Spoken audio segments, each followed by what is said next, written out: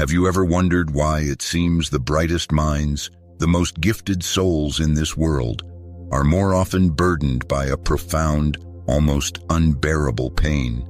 We bow before their genius, admire their creations that rise above the mundane like mountain peaks.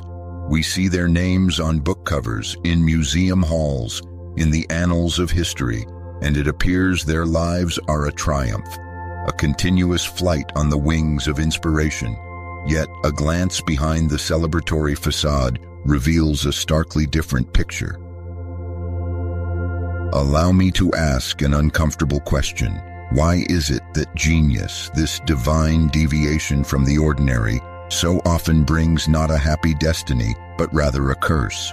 Why do great writers, artists, composers, and philosophers, whose works illuminate our path through the darkness of existence, themselves so often wander in its most profound gloom? Isn't it paradoxical that those capable of seeing the world more deeply, feeling more acutely, and understanding more fully, pay for this privilege with suffering that an ordinary person can scarcely imagine? Consider Dostoevsky, whose novels are bottomless wells of human passions and vices, penned by a man tormented by epilepsy, gambling addiction, and poverty.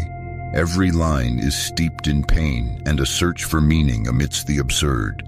Or Vincent van Gogh, whose canvases explode with color and light, but whose life was a continuous chain of rejection, misunderstanding, and madness, culminating in a tragic gunshot.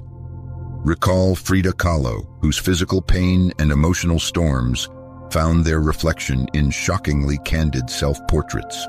Or Friedrich Nietzsche, whose prophetic vision of humanity's future coexisted with agonizing loneliness and ultimately led to a complete mental collapse. These are not mere coincidences, not accidental tragedies. There seems to be a certain pattern, an invisible thread connecting greatness of spirit with the depth of soul wounds. It is as if the crown of genius is always forged from thorns, and its flame illuminating the world burns its bearer from within. We, ordinary people, may admire their creations, but we rarely realize the hidden price they paid for this gift. We see the result, but not the bloody imprint left upon their souls. This enigma has haunted humanity for centuries. Why does a gift so coveted and so rare so often turn into a source of unbearable torment for its possessor? Why does a mind capable of grasping universal truths simultaneously become an instrument of self-torture? It was this painful, uncomfortable question that one of the most astute, yet also one of the most somber minds in the history of philosophy, Arthur Schopenhauer, dared to answer. He didn't just pose the question, he offered a shocking, yet perhaps the only true theory that forever changed our understanding of the nature of genius and its inevitable link to suffering. To grasp his daring hypothesis, we must first delve into his own somber, yet strikingly perceptive worldview. Imagine the world not as a harmonious creation or a field of endless possibilities, but as an endless battlefield, driven by a singular, blind, and insatiable force. Schopenhauer called it the will, not a rational desire or conscious aspiration, but a cosmic, instinctive hunger that underlies all existence, from the pulsation of a star to the beating of a human heart. This will, in his conviction, is an eternal, unquenchable striving that generates all our desires, all our needs, and consequently, all our suffering. We want, we achieve, but each achievement only gives rise to a new desire, a new pain. Life, according to Schopenhauer, is an endless pendulum, swinging from desire to its temporary satisfaction, then to boredom and new desire. Never finding true peace. And here Schopenhauer draws a ruthless line between us, ordinary people, and those we call geniuses. Most of us live immersed in fleeting goals, in trivial desires, distracted by everyday concerns. We see the world through the prism of our personal needs, a kind of veil of Maya distorting reality. We suffer, yes, but our suffering is limited by our narrow perspective, our ability to be distracted, our inability or unwillingness to look deeper. The genius, however, according to Schopenhauer, possesses a unique, almost painful ability to lift this veil.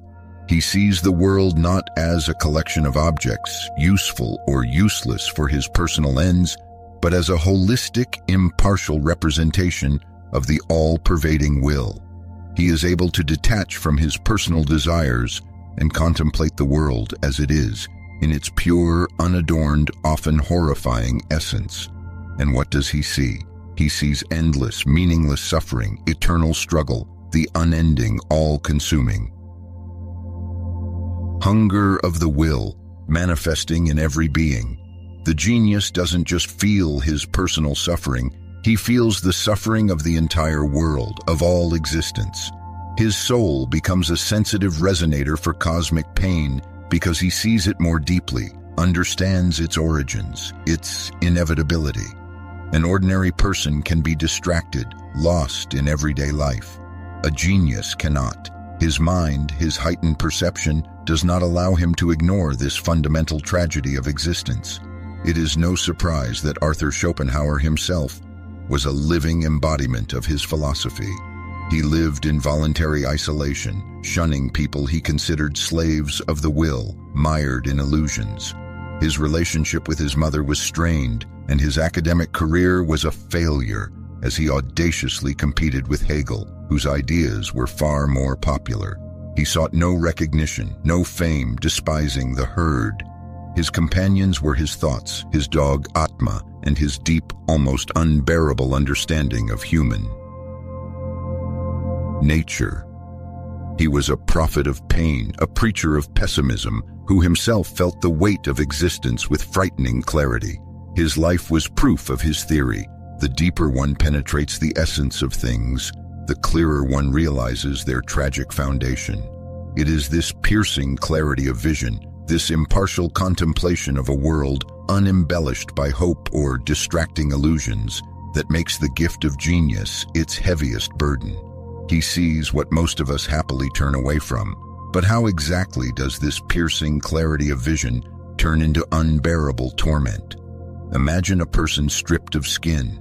Every gust of wind, every touch, every drop of rain. For him, it is not just a sensation, but a sharp, penetrating pain. This is how, according to Schopenhauer, a genius lives in this world. He is a person without skin. His nerve endings are exposed to all the cruelty and absurdity of existence. We, ordinary people, possess a kind of protective shell. Our skin is the ability to be distracted, to focus on trivialities, on our personal, egoistic desires. When a favorite cup breaks, we get upset, but it's a fleeting annoyance. When we see injustice, it causes indignation, but we quickly find ways to detach, to convince ourselves it's not our problem. Our mind filters out the vast majority of information, allowing us to function in relative comfort. We suffer, yes, but our sufferings are localized, confined within the boundaries of our personal world, and we know how to suppress them. The genius, however, is deprived of this saving blindness, this protective anesthesia. For him, a broken cup is not just an object, but a symbol of universal decay, transience, the inevitable return of all existence to nothingness. He sees in it not a personal failure, but a manifestation of that very merciless will which constantly destroys and creates, but never brings peace. When he encounters injustice, he does not merely become indignant. He feels the pain of all humanity, for he sees in it the quintessence of eternal struggle and suffering inherent in existence itself. His mind, sharpened to its limit, cannot filter out pain. On the contrary, it amplifies it, turning each individual instance into a resonator for global sorrow.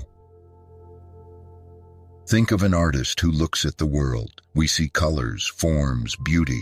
He, the genius, sees not just red or blue, but shades of suffering, the depth of longing, the flicker of hope that is always doomed. His palette is not just paints, but a spectrum of emotions filtered through his hypersensitive consciousness. Recall Vincent van Gogh, whose sunflowers seem to scream with an unbearable life force, which is simultaneously a tragic harbinger of their wilting. His starry nights are not just a view of the sky, but a vortex of cosmic loneliness, where souls wander in eternal darkness. And Frida Kahlo, her self-portraits are not just a reflection of physical pain, but a ruthless exploration of the female condition, the pain of loss, betrayal, the inevitable fragility of the human body and spirit in the face of destiny. She painted her torn soul because her personal pain was only a small fragment of the universal agony she felt. Their gift is not just the ability to see deeper, it is an obligation to see more painfully. They cannot turn away from the fundamental tragedy of existence, cannot ignore the meaninglessness of endless desires and sufferings generated by the will. Their superconsciousness, their heightened empathy, their ability to penetrate beyond the veil of Maya makes them strangers in this world, condemned to loneliness. How can one find solace in everyday life when constantly feeling the pulsation of cosmic pain? How can one rejoice in the small when seeing the great, but it is permeated with suffering? It is precisely this inability to detach, this constant piercing clarity of vision of the fundamental tragedy of existence, that is the true cause of their torment. Their genius is not merely the ability to create, it is the capacity to suffer for the entire world, to channel its pain through themselves and reflect it in their works. It is a gift that, like Prometheus's fire, burns from within the one who dared to steal it. But this Promethean fire doesn't only burn from within, it also scorches those who encounter its light. For if a genius sees the world without embellishment, exposing its true, often cruel essence, how will a world steeped in illusions react? Society, in its majority, is not ready for such piercing truth. It prefers comfortable lies, pleasant distractions, the veil of Maya, as Schopenhauer called it. And when a genius tries to tear away this veil, to show reality as it is, he is often met not with admiration, but with misunderstanding, rejection, and at times, outright hostility. Their ideas, their creations, they are messages from the future that the present is unable to decipher. They speak a language not yet invented, see colors not yet named. For this ahead of its time perceptiveness, they pay the highest price, loneliness. Not merely physical solitude, but a deep, all-consuming loneliness of the soul, finding no resonance, meeting no understanding. Remember Vincent van Gogh. He dreamed of a brotherhood of souls, but his vision was so fervent it repelled others. His paintings, valued at hundreds of millions today, were worth nothing during his lifetime. He lacked food, paint, he was poor, sick, rejected, and his genius was perceived as a sign of madness. Only after his tragic death did the world slowly, reluctantly, begin to recognize his vision and his expressiveness. A bitter irony, his sunflowers bloomed for the world only after his life withered. Or Friedrich Nietzsche, whose intellect pierced through centuries. He foresaw the crisis of European culture, the collapse of old ideals. But who listened to him during his lifetime? His works were ignored, his ideas distorted, and his last years were spent in profound madness, in isolation from the world he so perceptively yet painfully analyzed. He was a prophet whose prophecies proved too grim and inconvenient for his contemporaries. Only decades later, when the world faced the very crises he warned about, did his words gain ominous relevance. Schopenhauer was convinced that the higher the intellect, the less joy in life. This thought finds confirmation in the destinies of these titans of spirit. An ordinary person, immersed in routine and trivial passions, can find solace in illusions, in simple pleasures. His mind, being less sharp, does not suffer as much from the dissonance between ideal and reality. He does not see the abyss. he is content with the surface. The genius, however, is deprived of this possibility. His intellect is not a blessing that grants happiness, but rather a magnifying glass through which he sees not only beauty but also ugliness, not only harmony but also chaos, not only meaning but also the meaninglessness of existence, driven by the blind will. He cannot turn away, cannot forget. His mind constantly analyzes, penetrates the essence of things, and the deeper it penetrates, the more pain it discovers. Pain from misunderstanding the world, from his own isolation, from the eternal struggle with what he sees and what no one else desires or is capable of seeing. This is why their path is often strewn with thorns, and their triumph is not a joyous flight, but rather a via dolorosa. They don't merely create masterpieces, they suffer for them, tearing them from the depths of their soul, and the price for each insight is a new wound. Their genius is their curse because it condemns them to eternal loneliness, to misunderstanding, and to a constant, unbearable confrontation with the very tragic truth from which most of us prefer to hide behind the veil of everyday life. And in this lies the cruel irony of their existence. And in this lies the cruel irony of their existence. But in the very heart of this tragedy, this unbearable burden, might there not also lie the only possible path to relief? Arthur Schopenhauer, whose view of the world was as ruthless as it was perceptive, would not have been true to himself had he not attempted to find some respite in this endless pendulum of desire and pain. He did not promise happiness. No. Happiness, in his view, is merely a fleeting absence of suffering, an illusion born from the will's brief lull.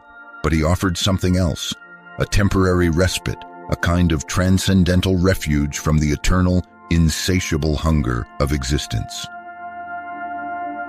According to Schopenhauer, this respite can be found through aesthetic contemplation, in art, music, and philosophy.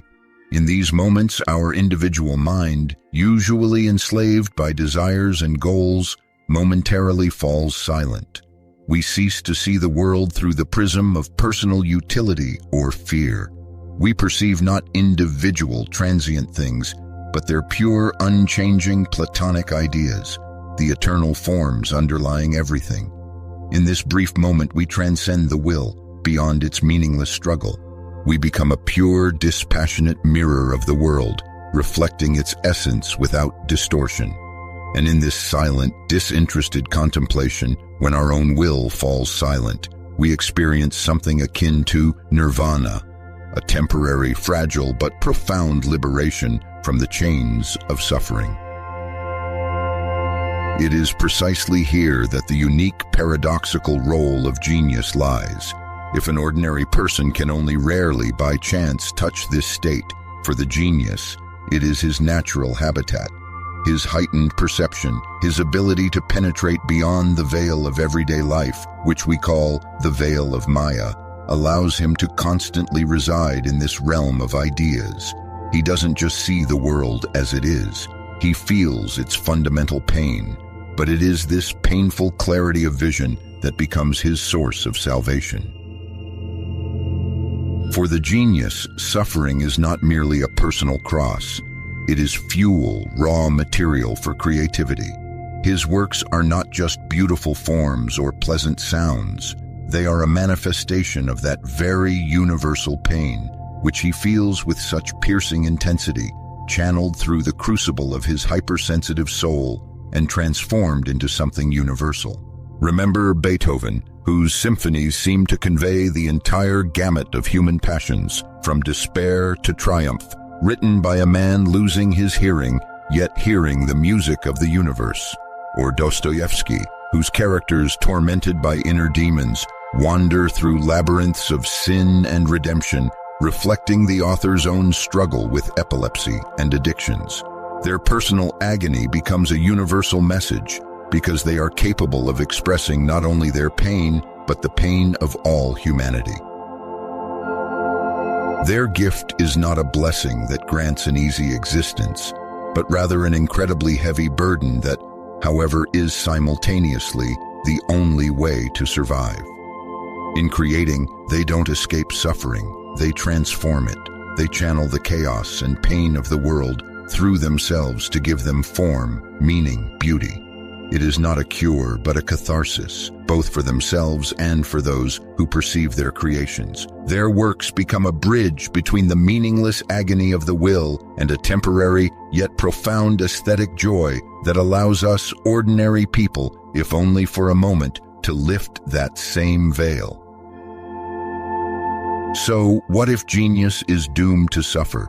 Perhaps it is not a curse in its purest form, but rather an inevitable price for a unique vision. It is not a sign of brokenness, but a mark of otherness, a different structure of consciousness that allows them to see and feel more deeply than others. And in this understanding, in the acceptance of this painful truth, lies its own bitter yet profound hope. For the genius himself, this realization can bring humility, an understanding that his pain is not meaningless, but an integral part of his gift. It does not make life easier, but it allows him to accept his destiny, his unique mission. And for us, the observers and listeners, recognizing this connection between genius and suffering allows us to view their creations not merely as objects of admiration, but as hard-won testimonies of the deepest human experience. It enables us to understand that behind every masterpiece lies not just talent, but an immense inner struggle, agony, and the triumph of spirit over the shackles of existence. And perhaps, in this understanding, we will find not only compassion for those who bear this burden, but also a deeper comprehension of our own lives, our own sufferings, and even the possibility of seeing in them a source for our own growth and transformation. For if something eternal and beautiful can be born even from the boundless pain of genius, then perhaps in our own, albeit lesser, trials, there lies a hidden meaning, a potential for transformation. Thus, we have traveled a long way, delving into the depths of the human mind through the lens of Arthur Schopenhauer's philosophy. And what have we discovered? A disquieting yet piercing truth. Genius is not merely a gift. It is, above all, an amplified capacity to suffer. It is not an accident, not bad luck, but an inherent part of its very essence. Genius pays an immense price for its perceptiveness, for its ability to see the world without embellishment, without the saving veil of Maya. Its mind, like an exposed nerve, perceives all the pain and absurdity of existence, transforming every dissonance into a piercing symphony of sorrow. This hypersensitivity to universal suffering, this inability to turn away from the fundamental tragedy of existence, this is the very burden that distinguishes titans of spirit from ordinary mortals. We have seen how this characteristic condemns them to loneliness, to misunderstanding from a world unprepared to accept such a merciless truth. Their ideas precede their time, their creations shock. Their lives often become chronicles of rejection and isolation. But it is precisely this pain, this loneliness, this continuous struggle with cosmic chaos, that becomes the crucible in which their immortal works are forged. They don't merely create art, they suffer for it, transforming their personal agony into a universal message. Their masterpieces are not just the fruits of inspiration, but the blood and flesh of their soul, sacrificed so that we, ordinary people, might touch truth, if only for a moment. Perhaps you who are listening to these words recognize something familiar in them. Perhaps you yourself have often felt like a stranger in this world, too sensitive, too receptive to others' pain, to injustice, to falsehood. Perhaps you feel as though your soul is stripped of a protective shell, and every trifle, every manifestation of cruelty or absurdity pierces you through. You see what others do not, feel what others try to suppress, and this often turns into unbearable melancholy, a sense of your own otherness, loneliness. If this is so, then perhaps what you considered a curse is, in fact, a gift. Not a curse, but a different structure of consciousness that allows you to see and feel more deeply. It is not a sign of weakness, but a testament to your unique strength, your capacity for empathy and insight. Perhaps you are not a genius in the sense we speak of Dostoevsky or Van Gogh, but you carry within you echoes of the same gift, the same sensitivity to the pulse of existence. And this sensitivity, this heightened receptivity, though it brings pain, is simultaneously a key to a deeper understanding of the world, to a fuller experience of life. To embrace this pain, to recognize it as an integral part of your unique path, that is the first step towards true strength. Not to fight it, not to try to suppress or turn away, but to face it, understand its origins, and accept it as part of yourself. For it is precisely in the depth of suffering, as Schopenhauer showed us, that the potential for transformation lies. Pain does not necessarily have to destroy. It can be fuel for creativity, a source of wisdom, a catalyst for growth. It can become the crucible that will temper your spirit, making you not just a survivor, but a person capable of finding meaning even in the most profound darkness. Conscious acceptance of this vulnerability, this exposed skin, makes a person not weaker, but infinitely stronger, capable of enduring what others cannot, and perhaps even transforming this suffering into something meaningful and eternal.